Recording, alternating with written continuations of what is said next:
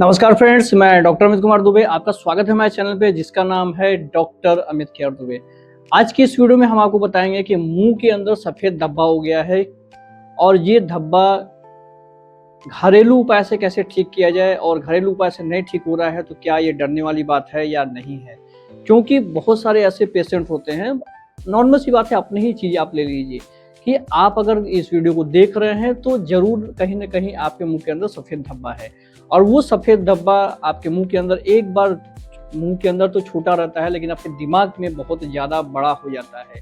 और हमेशा इसको लेकर के आप सोचते रहते हैं कि ये कैंसर में कब बदलेगा, कहीं ये कैंसर तो नहीं है, कहीं ये चीज़ें, और डॉक्टर टू डॉक्टर आप दौड़ते रहते हैं, दवाएं पे दवाएं खाते रहते हैं। लेकिन जो आपकी हैबिट है जिसके कारण वो आपको हुआ है, डॉक्टर आपको मना भी कर दिए हैं, उसके बाद भी आप उस सफ़ेद धब्बे को भूल नहीं पा रहे हैं, दिमाग में हमेशा रखे हुए हैं। तो आज की इस वीडियो में हम आपको बताएंगे कि आपके मुंह के अंदर सफ़ेद धब्बा जो होता है, क्या सारे सफ़ेद धब्बे बहुत ज़्यादा खतरनाक होते हैं या सारे सफ़ेद धब्बे को कैंसर में परिवर्तित होने में कितना समय लगता है।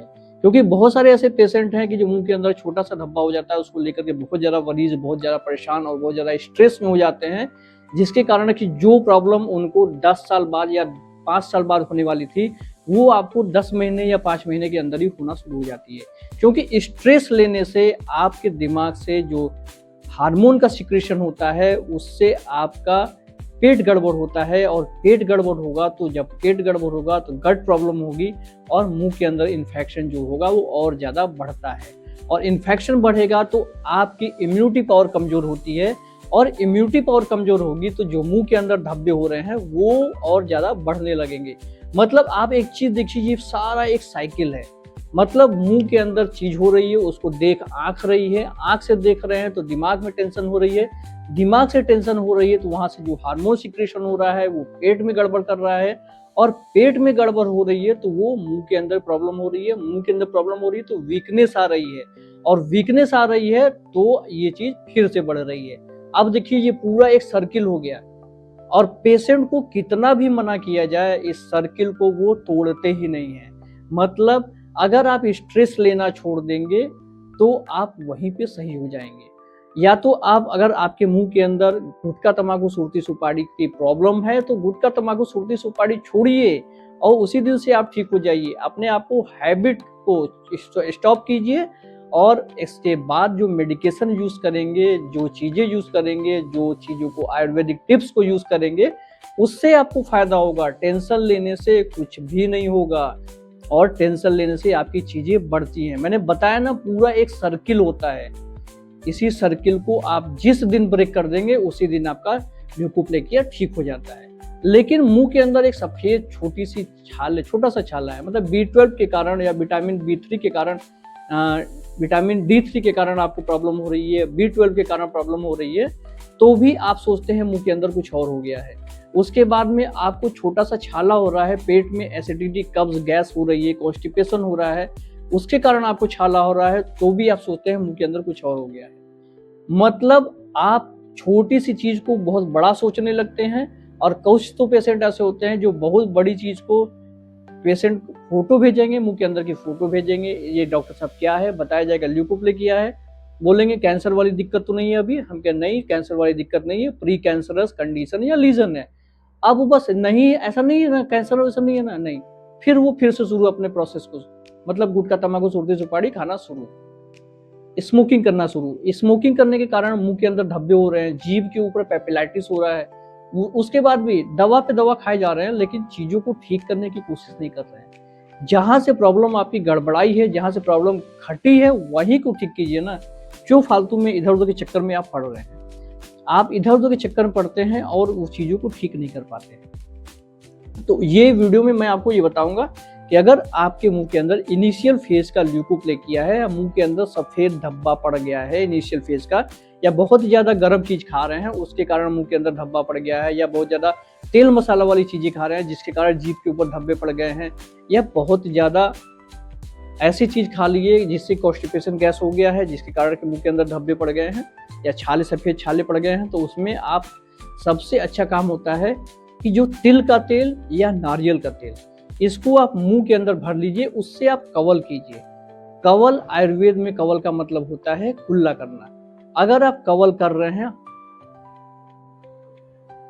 ऐसे मुंह में भर के हल्का हल्का मुंह को हिला रहे हैं, तो मान के चलिए कि आपके जो सफेद छाले हैं बहुत जल्दी से जल्दी गायब हो जाएंगे।